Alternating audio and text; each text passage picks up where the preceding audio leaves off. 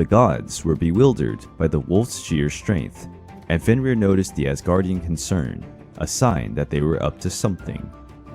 No rope or chain managed to withstand the creature's strength, but Odin knew that if there was anyone of making such an object, these could only be the dwarves.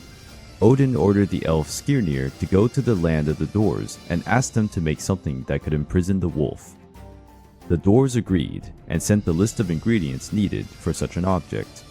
These ingredients were quite unusual. For instance, mountain roots, bear tendons, a woman's beard, the breath of a fish, the saliva of a bird, and finally, the sound of a cat's footsteps. With all those ingredients gathered, the dwarves started their work. The Asgardian gods were given a thin rope that looked as if it were made of silk, but the power contained in it did not match its appearance.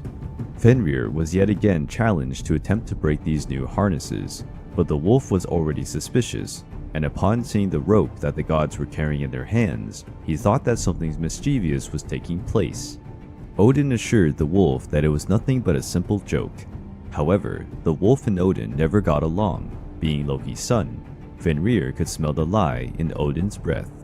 The wolf said he would only engage in that game if any of the gods had the courage to put his hands inside the wolf's mouth while he was being tied up. If he sensed an attempt to deceive him, he would devour the god's hand right away.